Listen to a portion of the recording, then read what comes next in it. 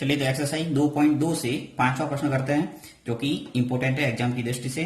क्या लिखा हुआ है, एक संगोष्ठी में हिंदी, अंग्रेजी और गणित में भाग लेने वाले प्रतिभागियों की संख्या क्रमशः 60, 84 तथा 108 है। यदि प्रत्येक कमरे में बराबर संख्या में एक ही विषय के प्रतिभागी बिठाए जाते हैं तो आश्रित कमरों की न्यूनतम संख्या ज्ञात कीजिए। आपको उन कमरों की संख्या ज्ञात करनी है जो जिसमें न्यूनतम प्रत्येक विषय के विद्यार्थी है वो बिठाए जा सकते हैं।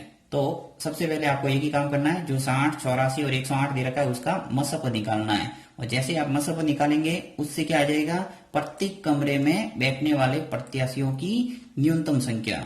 और उसके बाद में आपको अभिष्ट कमरों की संख्या निकालने के लिए सबको जोड़ के उन प्रतिभागियों की संख्या का भाग देना पड़ेगा जो प्रत्येक कमरे में बैठ सकते हैं। तो बहुत इजी प्रश्न है। तो इसके लिए आपको लिखना होगा कि चूंकि न्यूनतम कमरों की आवश्यकता है इसलिए प्रत्येक कमरे में प्रत्याशियों की संख्या 60, 84 तथा 108 का महत्तम समावर्ती होगा। यानी कि इसका जो मसफ निकलेगा वो आपके प्रत्येक कमरे में बैठने वाले प्रत्याशियों की संख्या है वो उससे आ जाएगी। तो सबसे पहले अपन क्या करते हैं, वही अभाज्य गुणनखंड के द्वारा क्या करेंगे, सबसे पहले मसफ निकालते हैं। तो ले लेता हूं मैं 60, फिर ले लेंगे अपन 84 और तीसरा है 108। इनके अभाज्य गुणनखंड करके अपन निकालते हैं सबसे पहले एचसीएफ। तो यहाँ पे देखिए 60 में इजीली 2 का भाग जा रहा है तो दे देता हूं मैं। 2 का भाग जाएगा कितनी बार, 30 बार।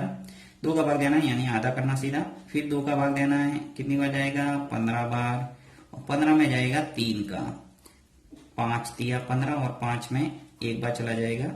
तो इस ढंग से 60 के अभाज्य गुणनखंड हो गए। नेक्स्ट देखते हैं 84 के। तो यहाँ पे देखिए 2 का भाग इजीली जा रहा है इसमें भी, तो कितनी बार चलाएगा, 42 बार। 42 में वापस 2 का भाग जाएगा 21 बार। 21 में 3 का चला जाएगा, 7 के 21 और 7 में 7 का ही जाएगा 1 बार।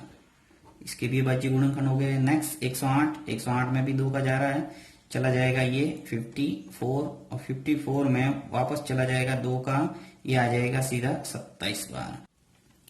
27 में चला जाएगा 3 का, तो 3 का भाग जाएगा 9 बार। 9 तिया 27 और 9 में 3 का वापस चला जाएगा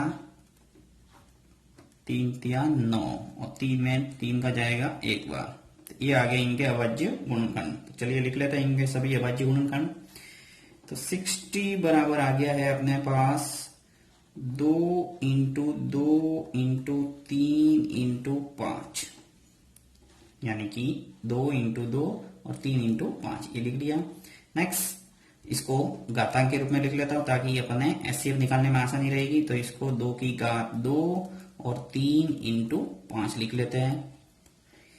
2 इंटू 2 है तो 2 की घात 2 लिख लिया, बाकी 3 इंटू 5 ऐसा कैसा। फिर देखिए 84, तो 84 को भी लिख लेता हूं मैं गुणांक के रूप में। तो 2 इंटू 2, फिर 3 इंटू 7, तो आ जाएगा आपके 2 की घात 2 और 3 इंटू 7।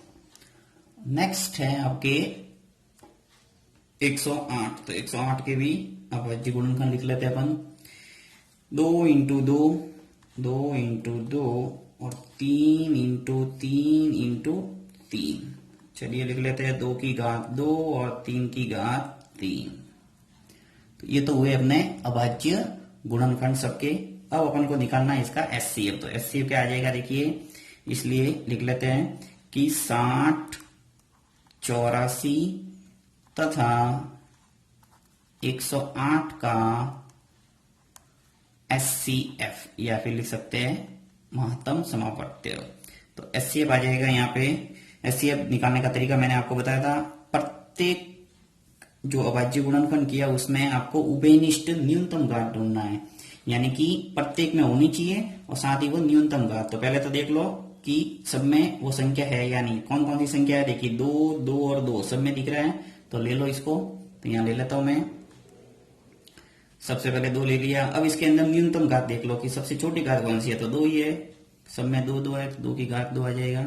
फिर नेक्स्ट देखो 3 इसमें भी है, इसमें और इसमें, तीनों के अंदर है तो 3 ले लेता हूं मैं।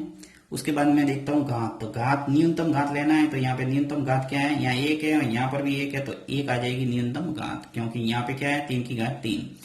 फिर नेक्स्ट है जो 5 है 7 है, परंतु इनके अंदर नहीं है इसलिए काम का नहीं है। तो अपन देख लेते हैं इसका क्या आ जाएगा। एचसीएफ देखिए 2 की घात 2 क्या आ गया 4 और 3 की घात 1 है वो 3 ही रहेगा, यानी 4 इंटू 3 आ गया 12।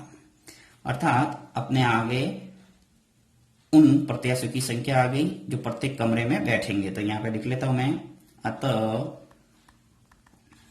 प्रत्येक कमरे में 12 प्रत्याशियों को बिठाया जा सकता है। 12 प्रत्याशियों को बैठाया जा सकता है। अब आपको पूछा है कि आवश्यक कमरों की न्यूनतम संख्या कितनी होगी, यानी कितने कमरे लगेंगे इन प्रत्याशियों को बिठाने के लिए। तो आपको निकालना पड़ेगा अभिष्ट कमरों की संख्या। तो यहां लिख लेता हूं मैं, अभिष्ट कमरों की संख्या।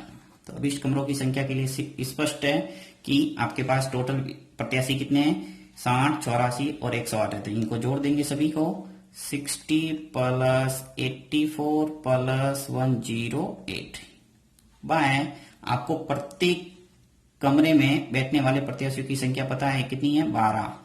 तो प्रत्येक कमरे में 12 बैठेंगे और टोटल प्रत्याशियों की संख्या ये है, तो इसके अंदर भाग देंगे तो आ जाएंगे आपके पास कमरों की संख्या। तो चलिए इसको सॉल्व करते हैं। देखिए 60, 84 और 108 मिलकर कितने बचेंगे, 252। इसके अंदर भाग देंगे 12 का, तो जैसे ही 12 का भाग देंगे आपके पास निकल के आ जाएगा 21, यानी कि अभिष्ट कमरों की संख्या कितनी आ गई, 21। क्या लिखेंगे, अभिष्ट कमरों की संख्या बराबर है 21। तो ये आ गया आपके आंसर।